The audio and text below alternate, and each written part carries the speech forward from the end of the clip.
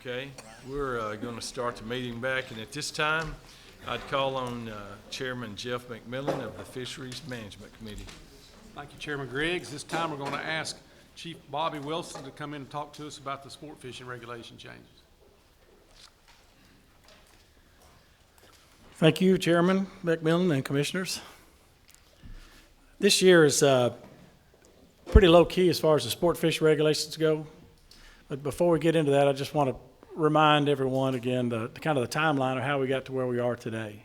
And so in April, we typically send out a news release asking the public for comments or recommendations that they'd like to see in the changes of regulations in fish. And we do that for 30 days. Also in April, the regional staff, both fisheries and law enforcement, they discuss any kind of changes they'd like to see either statewide or within their regions. And we kind of bring all that together at our biologist meeting in May to discuss all these proposals, public comments, we consider them, and discuss and talk about them. And in June and July, we kind of go back and forth. We take what we ended up with in May, and the regions discuss them, and we sort of fine-tune them a little bit and then send them back out again for discussion. In August, we bring to the director's staff early August, then to the commission as a preview, which is why I'm here today. And then from here, we'll ask for public comments from August through October, except for tomorrow I'm going to be talking about the changes in the commercial fish regulations, and we're only going to ask for a shorter time period for public comment because commission is going to vote on that in September. And then in October, the commission votes on the proclamation. November through February, the fishing guide will be prepared and printed, and the sport fish regulations will be effective on March 1st of 2015. So we don't have any statewide proposals this year. We just have some regional recommendations, and the first one is in Region 1 is up in Carroll County, the new Carroll County watershed lake. It's about a 1,000-acre lake. It's not one of our agency-owned lakes. It's owned by the county. But we helped manage the lake in that we have stocked fish. We provided fish for stocking, and we also have given them some advice on management recommendations and do surveys there, and as well law enforcement folks get out on the water and patrol the waters and for boaters and fishermen. But currently there's an 18-inch length limit on largemouth bass, and we typically have that for a lot of our smaller lakes to begin with, just so there's not a lot of, they don't harvest these bass too quick, allow them a chance to spawn a few times. And so we're looking ahead. The next phase is typically go on these smaller impoundments like Carroll County Lake is to go to a slot limit. And so what we're recommended is a 14-18 PLR, and that stands for protected length range, or slot limit as people will know it better. And so we're looking, this is the 18, this would be a 14, and we're talking about the area between the two. There will be no harvest of fish, so basically it would be 5 bass, which is what regulation is now, but only one of which may be over 18 inches. So they can keep 5 bass under 14, or they can keep 4 bass under 14 and 1 over 18. This is a regulation we have at several of our agency lakes in Middle and West Tennessee as well. Carroll County Lake, not to be confused with Carroll Lake, which is located outside of McKenzie, and they experienced a major flood event back in May. It had overtopped the levee, the dam there, that's the dam. And folks around there I think that lake has been around since about 1948 or so, and they've never seen as much water go over the lake as they did back when that flood event occurred. And right there where that arrow points is the flood gates. And a lot of water was going through that gate as well as going over top of it, and a lot of pressure forced that gate to caused it to be damaged to the point that we can't close it any longer. It's broken, and so basically it drained the lake down to about 5 to 10 acres. And I'm sure y'all probably aware of that situation, but I just want to bring the fact that it's Carroll County Lake and Carroll Lake are two different lakes, and then we had that flood event that caused some major problems at Carroll Lake. Okay, there are no recommended changes for Region 2, so we'll go to Region 3, and specifically the Tellico River area. And there's two circles there, but this circle has got the arrow in the lower right area is the Tellico River section. We're going to talk about a change there. And currently there is a delayed harvest zone that's upstream. Currently it's from the mouth of Turkey Creek to the North River. For those of you who don't know what a delayed harvest zone is, it's and typically we will stock trout in a body of water with a delayed harvest zone, and they can fish. Anglers can fish in these zones in the time of year that we. In Tellico, it's October 1 through March the 14th, I believe. They can fish in those zones, but they can't keep any fish. And typically we stock bigger trout in those delayed harvest zones. It allows them a chance to grow to a larger size. And then after March 14th, anglers can go by the statewide regulation in that zone. But they have some other regulations in there. I think they can't use live bait. They have to use artificial bait only. And so anyway, we want to shift that. Right now the zone is from the state line down to the North River is open statewide. And like I mentioned before, from the North River to the downstream to the mouth of Turkey Creek is the delayed harvest zone.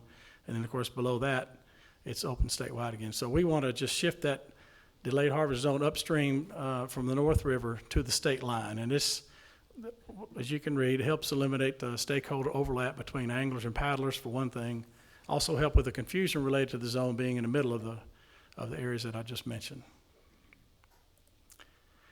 Also up in that general area is Greene Cove Pond. It's kind of a small pond. It's unique in a lot of ways. We manage it. I think we own it, but we stock it with trout, and it's really just for special groups. It's right now it says for handicapped individuals, and it describes who the handicapped people are, but it doesn't really specify. And we want to specify the license types that they have to have in order to fish there. And so this is a recommendation from Region 3 to put those type 189, 98, 197, and so on. Also on Greene Cove Pond, it's like I mentioned, it's a small lake pond. It's only 2.5 acres. So we're going to recommend to prohibit the use of boats at Greene Cove Pond. It's being so small, we don't want folks out there in kayaks or canoes or paddle boards that might interrupt the fishing for the people that can only bank fish in a relatively small pond. Also in Region 3, the East Fork of the Obi River, just above Dale Hollow Lake. Currently there is a regulation in place from January 1 through April 30th. You're only allowed one hook or one lure with a single hook, and that's in that particular area it was set up to restrict the snagging of walleye during that time of year, because that's when they make their run up to spawn. Typically that time of year, and there's a lot of walleye getting that area. And in the past, I think a lot of people have claimed that they were fishing with a lure with several treble hooks on there, and they're actually trying to snag a walleye. So that regulation's been in effect for a while. We want to reduce that down to January 1 to April 15th, because the walleye run is usually over by the middle of April, and it's also an excellent white bass run as about from the middle of April on. And so we wanted to allow anglers access to the white bass run using lures such as small spinner baits and crankbaits that have more than one hook.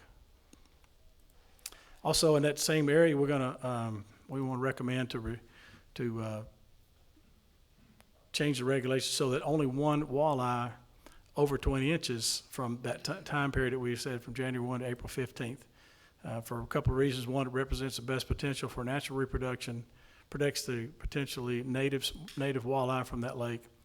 And the creel limit will remain 5, but only one walleye over 20 inches may be in an angler's possession. So they can still keep 5, but only one of which could be over 20 inches, only from January 1 through April 15th in the East Fork of the Obi River. So, and the bottom graph is kind of hard to see, but that's just some information we have on creel information from walleye anglers in that area. And in Region 4, up in Greene County, back in, I'm not sure when it was, but I think it was back in the winter or maybe spring of this year, we saw a presentation by, I can't remember his name, Bart, but he was with the Forest Service. Tom Scott, yeah. And he gave a presentation about this Dillard place and what they've done, and it was affected by a flood, and that land was donated to be managed for more public use. It was some private land. And so there are some ponds located on the site, and we talked about how those were filled in and there were trees growing around the edge, and we've, us and the Forest Service and Trout Unlimited have gone in there and done a lot of work and improving the area, taking trees down, creating access, better access to get to some of those, not just the ponds, but the whole place. And so we have some ADA angling opportunities there to fish around those ponds. It's very nice and manicured looking now, as before they were all grown up. But we will recommend, we said we would probably come back with some regulations when that presentation was made. And these are our regulations for these ponds. And it's to open 1.5 hour. They only open 1.5 hour before sunrise to 1.5 hour after sunset.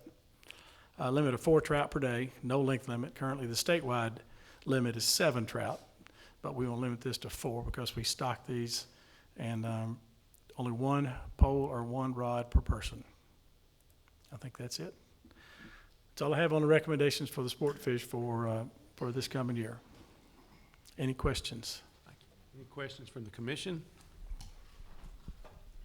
I got a question. Sure. Chairman Wilson, I'd like to ask the Fisheries Department to conduct a study to see what effect the 18-inch size limit on smallmouth bass has had on Cherokee, Loudon Tellico, and the 20-inch size limit on Douglas. Do you think you could get me some information by our next September meeting, please? I don't think I can get you that information by the September meeting. I think it's going to take about a year to get that information. We've got some pretty good information about Douglas Lake, and we might be able to share that by the next meeting. But the other lakes, we haven't had the age and growth information from the ones you mentioned, the lakes, except for Douglas. We would also like to get some angler information by creel surveys, where our creel clerks will go out and ask some specific questions so we can come back and say whether the majority of anglers, how they feel about the regulation or any change in the regulation. But I might be able to come back with something for Douglas, but the other two, we're just not prepared to come back with a response yet. You think any of your creel clerks could work here between now and the next meeting and get us some information on those other lakes? Well, they can, but it's not, we're only talking about 3 or 4 weeks. And we would like to really go over months at a time to capture all the bass anglers, to get their opinion over time and not try to get, that's just, I don't think our interviews would be sufficient to really cover the full gamut of our bass anglers that fish those lakes in that short period of time.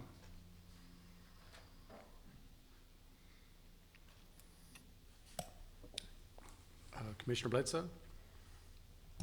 On the wildlife regulations on the East Fork, Yeah, you said these regulations wouldn't take effect till March 1st. correct. So it wouldn't start in January of this coming year. Well, I guess we could specify that, but typically all of our sport fish regulations go into effect, what we're proposing now go into effect on March 1 for the sport fish. I think we could, if they wanted to go in effect earlier, and Cheryl, correct me if I'm wrong, but I believe they could go into effect X number of days, 30 days after they're passed. Right, you could specify that go into effect on January of 2015. I know you said when the Sport Fish magazine come out.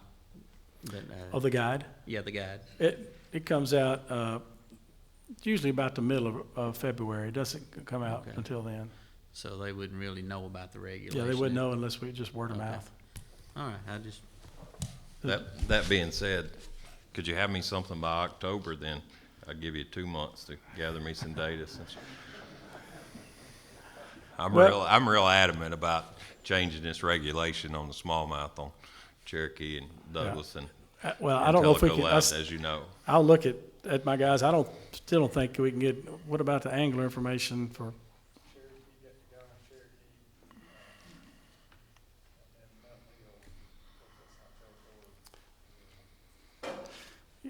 Yeah, our creel clerks are assigned certain lakes, and then they rotate off. Sometimes they rotate off and go to another lake, and I think they're scheduled to go to some of these other lakes beginning January. So that's why we asked for a delay in getting this information to you. What about if I was to get some public comments to come talk to you at the next meeting? I mean, you can direct, public comments like you're talking about, and petitions and things like that too, but we really rely on the unbiased, random checks that our creel clerks, when they go to a fisherman and ask a question on a certain day, even a certain time of the day and a certain day of the week, it's all randomized, and there's less bias there for that. And I'm sure you can come up with quite a few of the anglers that might be opposed to this, but the ones that are in favor of it, the ones that might be opposed to it wouldn't know anything about it. And it would be better if we just were able to conduct our surveys like we do. That's why we get our information now for our creel information. It's randomized. I don't want to go into details of trying to explain how the creel assignments are made, but it's to try to be as unbiased and randomized as possible. What about if we made it a public meeting where the people that were opposed or the people that were for could come talk to us? We can do that too. Just from experience, I know that typically when we have public meetings like that, the people who are either passionately opposed to something that we recommend show up. The ones that are okay with it don't show up, and a lot of times the ones that are maybe in favor of it, they may be a little intimidated to say anything because they're outnumbered. They may know some of the people there, so we can have one. We can do it if you want to. I'd love to do that. I'm looking at them. They're shaking their head. Yeah. Okay. All right. Thank you. Any other questions from the commission for Bobby? From the audience? Would you state who you are and come up front? I'm not sure who you are. Well, we're back real quick. I think it may be time to start having a size limit on property real quick. We have not caught small property in 2 years now. I hope we should have something, I hope this year we had the hatch, but there's no size. Reelfoot's the only lake in Tennessee doesn't have a size limit. Now, I think it may be time to look into having one. I will consider that, and I'll bring that up with our Tim Broadbent. We'll let him consider that as well. That's one of his lakes that he's in charge of. Any other questions for Bobby? Thank you, Chief. Thank you. Back to you, Chairman.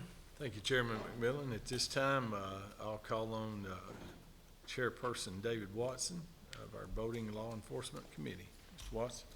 I'd like to call Chief Ryder to discuss Proclamation 14-12. Thank you, Commissioner Watson. This is Proclamation 1412, which addresses the temporary suspension of the no-wake zone there on Nickajack Lake. It's a request for the temporary suspension of Rule 1660-2-7-.192D Nickajack Reservoir. And this temporary suspension is in association with the Tennessee Wildlife Resource Agency marine event permit to the Outboard Drag Boat Association for a drag boat race that's to be held in the immediate vicinity of Marion County Park. The rule suspension is for the participants of the Outboard Drag Boat Association on October 10th, 11th, and 12th of 2014 from the hours of 10 a.m. until 6 p.m. each day. This is an annual request that annual events there at the park. We're fortunate this year we got this presented in August instead of the week before, and y'all didn't have to do a video conference call. So that's about it. Any questions? Is there any questions of the committee? Do I hear a motion? Second? Second. Okay. Any questions from the public? All for accepting proclamation 1412, say aye. Aye. Any against? Thank you. Okay, all right, thank you, Chairman Watson. With Chairman Cannon's permission, I would like to roll the budget presentation tomorrow. Can I have that permission? Absolutely. Is there any other business come before the commission today? If not, we meet in the morning at 9 o'clock, same place. We're adjourned.